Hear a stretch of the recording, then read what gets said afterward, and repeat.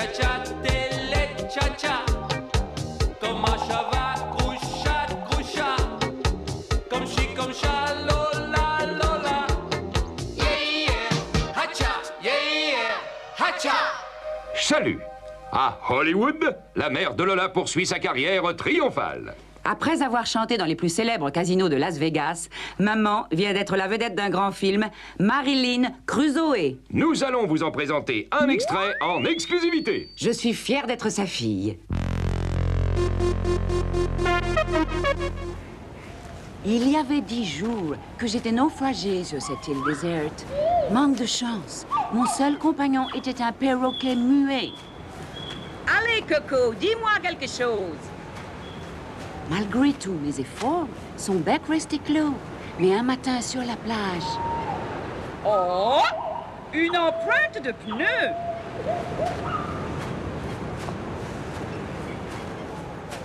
Je suivis les traces qui menaient à une marmite où l'eau bouillait déjà.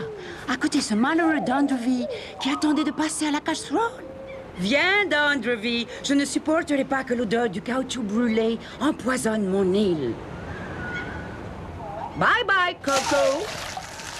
Dis-moi quelque chose, d'Andrevy. Une star est née, magnifique. Dans le film, on ne voit qu'elle. Téléchat écoute.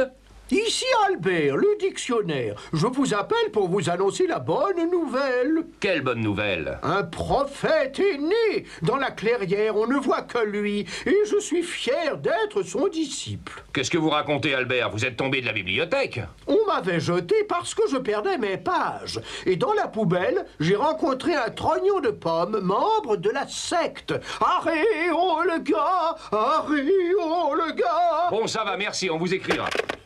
C'était Albert, il est devenu coucou. Il chante Harry Olga. Lui aussi, il s'est fait embobiner par GTI. Qu'est-ce qu'il vient faire là-dedans, l'artiste aux grandes oreilles? Mais c'est lui qui a créé la secte des adorateurs de la déesse Olga. Olga la poubelle? Oui. Depuis qu'elle lui est apparue, il est devenu chèvre, même qu'il s'est laissé pousser la barbe. Ça alors? On peut dire qu'il les collectionne, lui. La pub, la chasse, la politique et maintenant les sectes. Il est bien capable de finir général. Heureusement qu'il y en a qui travaillent quand même. Rejoignons le docteur Pub pour de nouvelles fraîches. S'il y a de nombreuses différences entre les chats et les chiens, la plus importante est leur façon de produire de l'énergie. Regardez cette expérience. J'adresse quelques compliments et gentillesses à la queue d'un chien. Il est beau le toutou, il va recevoir un sucre, puis il va aller à la promenade. La queue remue, elle produit de l'électricité et l'ampoule s'allume. Je m'adresse à présent à la queue du chat. Il est beau le minou, il va recevoir une bonne tête de poisson. Et puis il va sortir pour chasser les pigeons. Comme vous le constatez, la queue ne bouge pas et l'ampoule reste éteinte.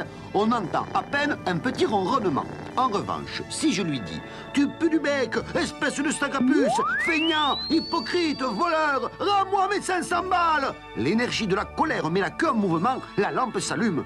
Ce qui prouve que si vous vous éclairez au chien, vous avez intérêt à être poli avec lui, tandis qu'avec l'éclairage au chat, pas la peine de vous gêner, vous pouvez le traiter de tous les noms. À vous, gros chat, j'espère ne pas vous avoir choqué.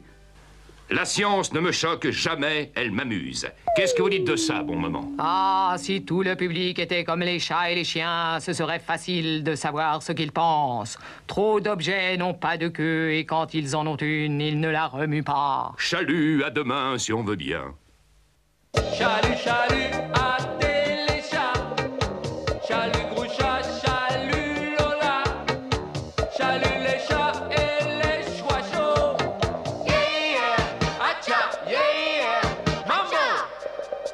Hacha.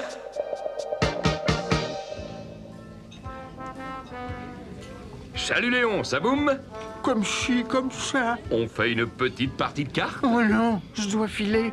J'ai promis à Hortense de l'accompagner à un récital de poésie. Dis donc, tu en as de la chance. Et puis, tu m'as pas vu. Elle déteste que je vienne au 1000 bars. Encore un qui doit son bonheur à Téléchaqueur.